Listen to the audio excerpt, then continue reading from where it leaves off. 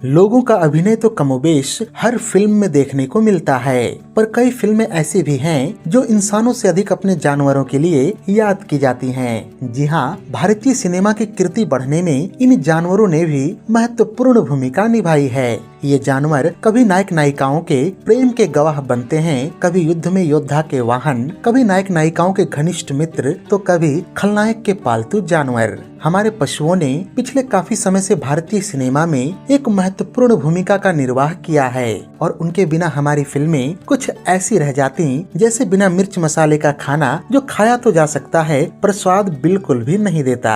आज की इस बेहद ही रोचक एपिसोड में हम भारतीय फिल्मों में जानवरों के योगदान पर विस्तार से चर्चा करेंगे, तो फिर चैनल को सब्सक्राइब करके वीडियो के अंत तक बने रहिए। भारतीय सिनेमा में जानवरों का प्रयोग उतना ही पुराना है जितना कि हमारी फिल्मों का इतिहास। भारतीय सिनेमा की शुरुआती फिल्में या तो पारसी सिनेमा से प्रभावित नजर आती हैं या फिर पौराणिक कथाओं से।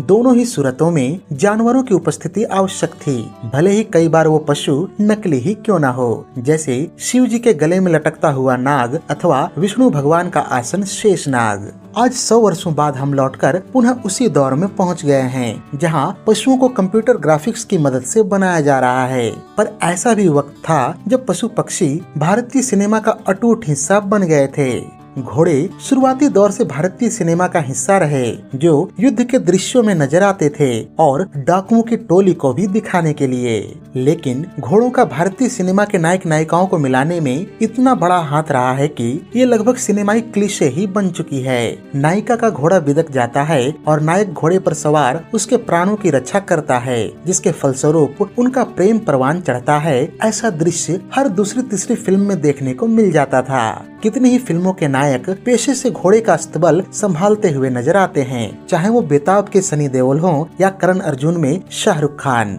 सनम बेवफा जैसी फिल्मों में घोड़ा अपने मालिक के लिए अपने प्राणों की आहुति दे देते हैं, तो 1981 की फिल्म पूनम में घोड़े खलनायक को कुचलकर मार देते हैं। घोड़ों के बारे में की गई कोई भी बात शोले के धन्नो के जिक्र के बिना अधूरी है। अगर धन्नो ना होती तो चल धन्नो आज तेरी बसंती की इज्जत का सवाल है, इस डायलॉग का कोई अर्थ ही नहीं रह जाता। न बसंती का तांगा रहता, न इस पर बैठकर वीरू और बसंती प्रेम गीत गाते। अगर घोड़े न होते तो मर्द तांगे वाला गीत भी न बन पाता और मर्द फिल्म पूरी अधूरी और बेरंग नजर आती।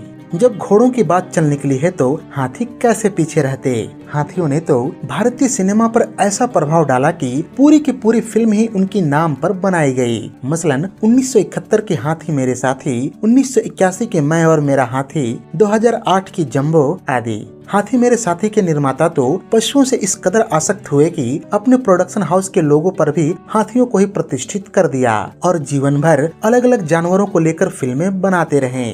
हाथी मेरे साथी और 1976 की फिल्म माँ में हाथी महत्वपूर्ण भूमिकाओं में दिखे थे। वहीं इंसान और जानवर में शशि कपूर शेर से लड़ते नजर आते हैं। इसी दौरान साल 1978 की फिल्म मेरा रक्षक में मिथुन चक्रवर्ती जितनी ही महत्वपूर्ण भूमिका एक बकरे ने निभाई थी। इसी तरह फिल्म गाय और गौरी में जया बच्चन का साथ एक गाय ने निभाया था। ऐसा ही कुछ पशु प्रेम केसी बोकाड़िया की फिल्मों में भी देखने को मिलता है। जहाँ तक हाथियों का प्रश्न है तो बोकाड़िया साहब की साल 1989 में आई फिल्म मैं तेरा दुश्मन में हाथी हर वो काम करते नजर आते हैं जो फिल्मों में अमूमन नायक करते हैं। फिर चाहे वो लड़ना हो या रोना हो, हर काम में हाथी आगे नजर आते हैं। जहाँ तक बात जंबो की है तो ये एक एनिमेशन फिल्म थी जिसके सूत्रधार अक्षय कुमार थे और जो एक हाथी की कहानी बयां करती है। जिक्र फिल्मों में जानवरों का योगदान हो रहा हो तो हम कैसे भूल सकते हैं इंसानों के सबसे प्यारे दोस्त कुत्तों को। असल में ये हमारे फिल्मों के एक अभिन्न हिस्सा रहे हैं। राज कपूर की फिल्मों मसलन श्री 420 और मेरा नाम जोकर में कुत्ता बड़े भावनात्मक दृश्यों में नजर आता है। छोटे कुत्तों को अक्सर फिल्मों में बच्चों के साथ दिखाया जाता था, जैसे कि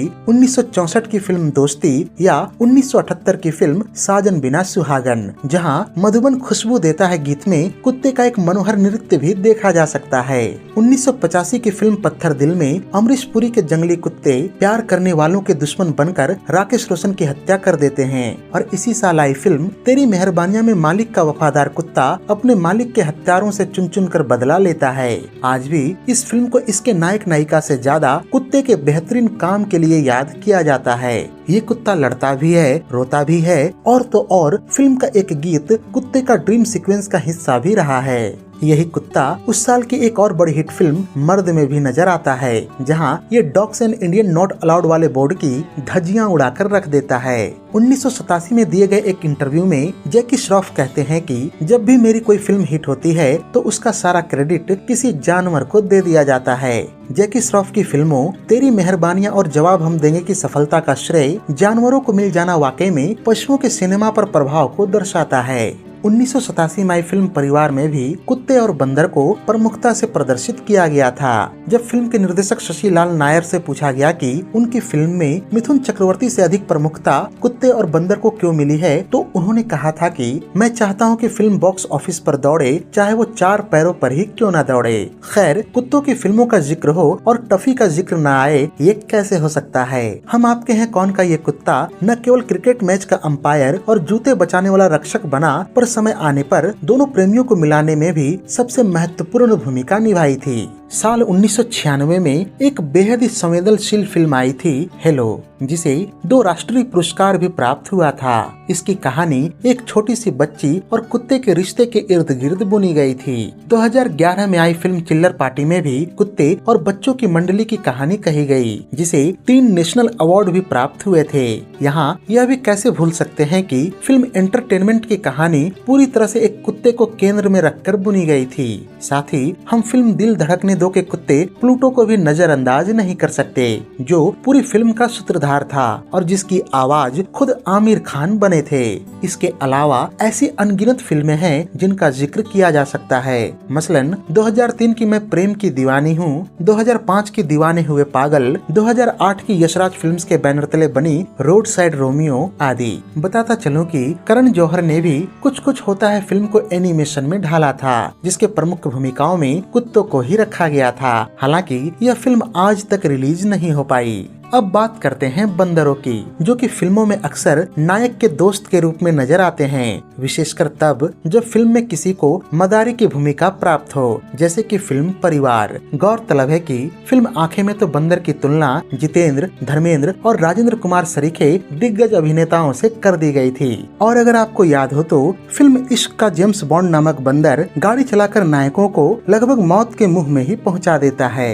फिल्म जीवन की शतरंज का बंदर मस्खरी करता नजर आता है और सच कहा जाए तो हमारी फिल्मों में अक्सर बंदरों को कॉमेडी के लिए ही रखा जाता है। इसी कड़ी में याद आते हैं फिल्म फिर हेरा फेरी का गोरिल्ला और फिल्म यमला पगला दीवाना 2 का चिंपैंजी। फिल्म हाउसफुल में भी बंदर और अक्षय कुमार के बीच थप्पड़ मारने का एक बेहद ही कॉमेडी दृश्य देखने को मिलता है। और एक ऐसा ही कॉमेडी दृश्य फिल्म धमाल में बंदर और रितेश देशमुख के बीच में भी रखा गया था। मिथुन चक्रवर्ती की कई फिल्मों जैसे कि परिवार, जीवन की शतरंज, अहंकार आदि में बंदर को उनका साथी दर्शाया गया है। अब अगर बात करें जंगली पशुओं की, तो अक्सर हमारी फिल्मों में नायक नायिकाओं को जंगल से जोड़कर दर्शाया जाता है और ऐसे में जंगली जानवरों से उनकी मित्रता दिखाई जाती है। शेर या बाघ के साथ जो फिल्म याद आती है वो है बॉबी। याद कीजिए इस फिल्म के गाने हम तुम एक कमरे में बंद हो को, जिसमें एक लाइन कहा गया है कि हम तुम एक जंगल से गुजरे और शेर आ जाए, और स्क्रीन पर सचमुच कुछ दूरी में एक शेर नजर आता है। राज कपूर साहब ने फिल्म मेरा नाम जोकर में पूरे सर्कस का चित्रण किया है। साथ ही सर्कस और उनके जानवरों का चित्रण अजीज मिर्जा की धारावाहिक सर्कस में भी देखने को मिला था। 1974 की फिल्म वो मैं नहीं, 1979 की दो शिकारी, 1979 की ही हवारी और 80 के दशक के बाद टार्जन सरीखी कई फिल्मों का निर्माण हुआ, जैसे 1985 की टार्जन, 1990 की जंगल लव, 1984 की तेरी बाहों में, जो कि हॉलीवुड फिल्म ब्लू लगून से प्रभावित थी आदि। इनमें जंगल के जानवरों और इंसानों की निकटता को काफी रोचक रूप से दर्शाया गया है। ऐसा ही चित्रण 1998 में आई फिल्म महाराजा में भी देखने को मिलता है। शेर या बाघ को अक्सर पौराणिक फिल्मों में देवी की सवारी के रूप में दर्शाया जाता था और कई बार फिल्मों में ये अक्सर देवी के आवाहन करने पर साक्षात वेश धारण कर आ जाते थे, जैसा कि हम 2013 की फिल्म हिम्मत वाला में देख सकते हैं। वैसे तो हाल फिलहाल में जंगली जानवरों पर कुछ बेहतरीन फिल्में बनी हैं, पर वो फिल्में हॉलीवुड सिनेमा का हिस्सा हैं, जैसे कि life of pi, the jungle book या द लायन किंग, जो कि भारत में बेहद ही सफल रही। और अंत में हम जिक्र कर सकते हैं साल 1992 की फिल्म जुनून का, जहां राहुल रॉय एक ऐसे व्यक्ति का किरदार निभाते हैं जो कि आधी रात में आदमखोर बाघ बन जाता है। इसके अलावा साल 2019 की फिल्म जंगली में भी जंगली जानवर बहुतायत में देखने को मिले थे। तो ये थी भारतीय फिल्मों में जानवरों के योगदान पर हमारी एक विशेष प्रस्तुति। उम्मीद है कि यह वीडियो आपको बेहद ही पसंद आई होगी। अगर वीडियो पसंद आई हो तो इसे लाइक और शेयर भी कर दें तथा ऐसे ही दिलचस्प वीडियोस की नोटिफिकेशन पाने के लिए चैनल को सब्सक्राइब करके बेल आइकॉन में ऑल का बटन दबा दें। धन्यवाद।